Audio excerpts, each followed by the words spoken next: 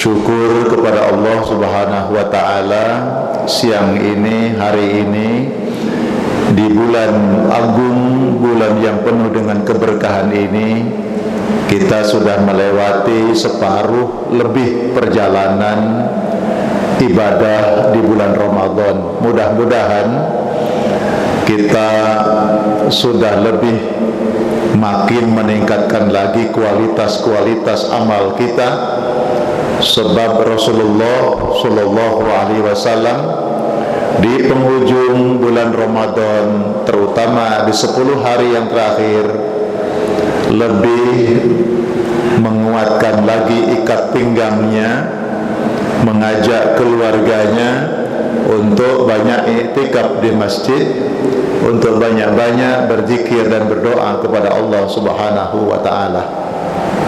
Jamaah sekalian, tema kajian zuhur kali ini tentang Thariqu at-Taubah, jalan bertobat kepada Allah. Kajian ini sebenarnya terdapat di dalam kitab Tajul Arus Al-Hawi li Tahdhibin Nufus, karya seorang ulama besar yaitu Syekh Ibnu Athaillah As-Sakandari. Beliau menulis salah satu bab yaitu Thariqut Taubah, perjalanan bertobat kepada Allah. Bulan Ramadan termasuk bulan di mana Allah Subhanahu wa Ta'ala membebaskan dosa-dosa manusia. Di dalam riwayat Imam Muslim, Rasulullah Shallallahu Alaihi Wasallam bersabda, "As-salawatul khamsu wal jum'atu ila jum'ati wa ramadhanu ila ramadhan mukaffiratun bainahunna ijtanabal kabair."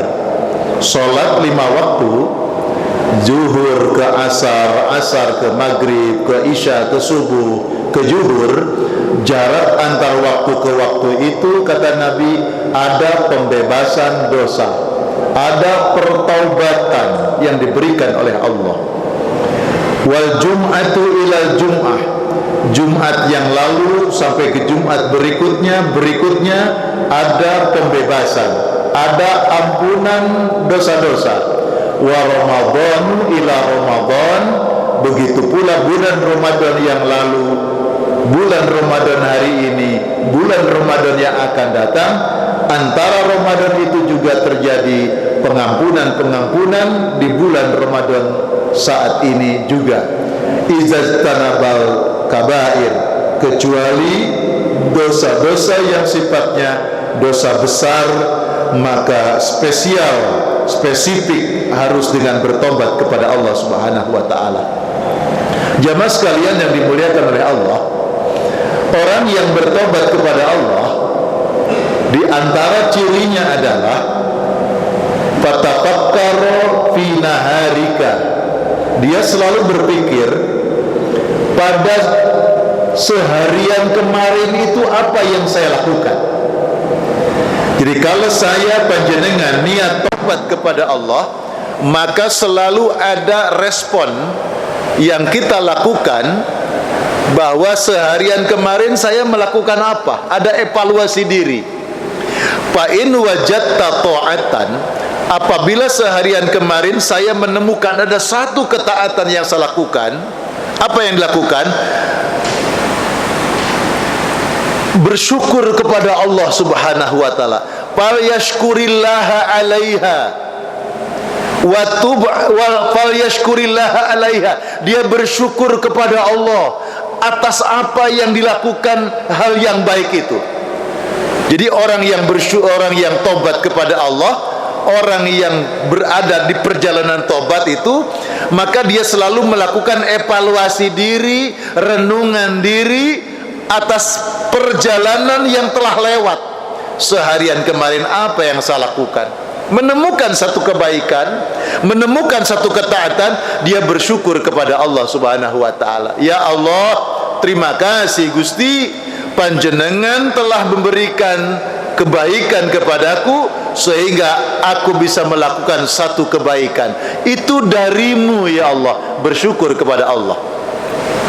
Fa in wajadta maksiatan, tetapi kalau ternyata seharian kemarin saya menemukan ada satu keburukan, satu maksiat yang aku lakukan, atau satu kemaksiatan yang dilakukan, fawabbih nafsaka, maka celailah dirimu, maka hinakanlah dirimu, rendahkanlah dirimu, sebab maksiat dan dosa itu menjadi beban yang berat, sebuah kehinaan dalam kehidupan, sebuah hal yang menjadikan problem bagi kehidupan. Lalu fal yastaghfirillah wa tub ilaihi, memohon ampunlah kepada Allah, bertobatlah kepada Allah, banyak-banyak istighfar kepada Allah Subhanahu wa ta'ala. Itu ciri orang yang bertobat kepada Allah. Jadi bertobat kepada Allah tidak hanya mengucapkan astagfirullah, astagfirullahaladzim, tetapi di dalam kesehariannya dia selalu banyak untuk merenung dan melakukan evaluasi diri. Lalu beliau berkata, i'lam ya haja, ketahuilah tentang persoalan ini. Apa itu?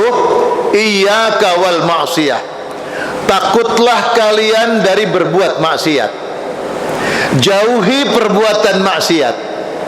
Orang yang takut dari perbuatan maksiat karena deritanya begitu sangat besar di sisi Allah, karena dampaknya begitu sangat hina. Di dalam dauhan beliau yang lainnya, litawaqqufir rizki, orang yang berbuat dosa, berbuat maksiat itu bisa menutupi jalan rezeki. Bapak Ibu yang dimuliakan oleh Allah, oleh karena itu orang-orang yang beriman adalah orang yang selalu mendapatkan petunjuk dari Allah. Dalam kehidupan sehari-harinya dia selalu melakukan evaluasi diri. Kenapa kok susah hari ini? Kenapa kok pikiran begitu sempit? Kenapa kok gampang emosi? Kenapa kok jalan rezeki selalu gagal? Buka usaha gagal, buka usaha ditipu orang, buka usaha kebakaran. Itu tandanya Allah menutup pintu rezeki. Apa yang harus dilakukan? Tidak sulit, selalu sadar, ingat kepada Allah, lakukan bertobat kepada Allah Subhanahu wa ta'ala. Kenapa jamaah yang dimuliakan oleh Allah?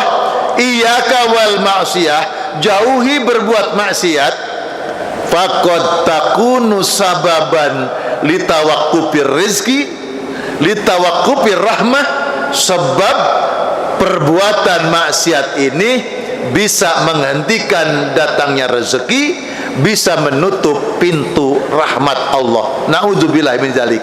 Oleh karena itu beliau dawuh, fatlub minallahi at-taubah, maka engkau harus meminta kepada Allah tobat. Jamaah Bapak Ibu yang dimuliakan oleh Allah, kita diperintahkan, diminta, datanglah kepada Allah, minta tobat dari Allah. Ada dua di sini. Pertama, kita minta pertolongan Allah agar kita bisa tobat. Kalau tidak ditolong oleh Allah, berapa banyak dosa yang kita lakukan, susah untuk mau tobat, Pak. Apalagi orang itu kalau tobat, kalau dosanya kebanyakan, wes kadung wes kadung wes. Kenapa? Tertutup, Pak, untuk bisa tobat. Maka ulama besar ini mengatakan kepada kita, minta tolong kepada Allah. Non Gusti, berilah aku pertolonganmu sehingga mau tobat, bisa tobat kepadamu ya Allah. Maka jangan melalaikan, menganggap enteng perbuatan dosa, perbuatan maksiat. Minta tolong kepada Allah agar kita bisa tobat. Satu. Yang kedua, ya Allah, tolong Gusti, Engkau berkenan menerima tobatku. Minta ditolong supaya bisa tobat. Yang kedua, minta tolong supaya tobatnya diterima oleh Allah Subhanahu wa ta'ala. Fa in qubilat, maka jika tobatmu diterima oleh Allah, berbahagialah engkau, senanglah engkau, beruntunglah posisi engkau. Jamaah, Bagaimana kita bisa tahu kalau kita tobat kita diterima? Kita bertanya, ada yang tahu seseorang itu tobat kepada Allah, tobatnya diterima atau tidak oleh Allah? Siapa yang tahu? Tidak ada yang tahu, Bapak. Ulama yang mukasyafah, ulama yang hatinya bersih, ulama yang banyak komunikasi dengan Allah di dalam ibadahnya, di dalam zikirnya, mereka disingkap beberapa rahasia oleh Allah. Beliau dawuh, ciri orang yang diterima tobatnya oleh Allah, fatabruzul a'mal. Maka orang ini dibuka oleh Allah jadi sregep melakukan banyak amal. Masya Allah, dia jadi disiplin, jadi sregep, boten males-males, banyak amal yang dilakukan. Sebelum datang masuk waktu, dia sudah mempersiapkan diri. Sementara yang lain sudah terdengar kumandang azan, dia cuma berbisik, oh wis azan zuhur, tapi dia sedikit pun tidak tergerak, sedikit pun tidak melangkah, sedikit pun tidak terpanggil. Tapi bagi mereka yang dibuka oleh Allah, tobatnya diterima, dia bisa bergegas dan banyak amal kebaikan yang dia lakukan. Fatabruzul amal, maka nampak banyak amal yang dilakukan. Wa illa, dan apabila tobatnya tidak diterima, aku wis tobat tapi ya apa pikiran masih sumpek, masalah masih banyak, pikiran belum terbuka, kok begini ya? Itu barangkali tanda tobatnya belum diterima oleh Allah. Apa yang harus dilakukan? Fastaghis billah, minta tolonglah kepada Allah. Jadi semua kembali kepada Allah, tidak curhat kepada orang. Ya opo aku iki ngene iki niat tobat gak diterima, wis males ngene iki opo. Boten, tapi datang kembali kepada Allah. Ya Allah, tolong Gusti, saya sudah berupaya tobat, tapi seperti ini tidak ada perubahan ya Allah. Fastaghis billah, minta tolong kepada Allah. Wakul, dan banyak-banyak berdoa kepada Allah. Apa doanya? Doa sebagaimana doanya Nabi Allah Adam alaihissalam. Rabbana zalamna anfusana wa illam taghfir lana wa tarhamna lanakunanna minal khasirin. Ini doa di dalam Al-Quran surat Al-A'raf ayat 23. Doa Nabi Allah Adam. Ini unik Bapak Ibu. Nabi Adam itu berbuat melanggar larangan Allah. Begitu dinyatakan bersalah, Allah berikan solusi. Wocok niki, tobat nang Allah. Rabbana zalamna anfusana wa illam taghfir lana wa tarhamna lanakunanna minal khasirin. Sebuah pengakuan yang dahsyat. Ya Allah, Rabb kami, sesungguhnya kami telah menganiaya diri kami ya Allah, telah lalim kepada diri sendiri ya Allah. Wa illam taghfir lana wa tarhamna, jika engkau tidak memberikan ampunan kepada kami, jika engkau tidak memberikan rahmat kasih sayang kepada kami, lanakunanna minal khasirin, tentu kami akan mendapati diri kami dalam keadaan rugi untuk selama-lamanya. Maka orang yang bertobat sekalipun barengi minta tolong kepada Allah. Rabbana zalamna anfusana wa illam taghfir lana wa tarhamna lanakunanna minal khasirin. Intinya tetap kembali permintaannya kepada Allah Subhanahu wa ta'ala. Lalu beliau ngendikan, wala takun, dan janganlah kamu kaman ata alaihi, sebagaimana ada orang datang kepadanya arba'una sanah, umurnya sudah 40 tahun, walam taprah baballahi qattu, tetapi sekalipun dia belum pernah mengetuk pintu langit untuk bertobat kepada Allah Subhanahu wa ta'ala. Umurnya 40 tahun. Bapak Ibu sekarang umurnya berapa? Lebih Pak Ustaz, 40, 45, 55, 60, 70. Silahkan berapapun umurnya. Jangan sampai kita tidak pernah menginjakkan kaki ke masjid. Jangan sampai kita tidak pernah berdoa memohon kepada Allah.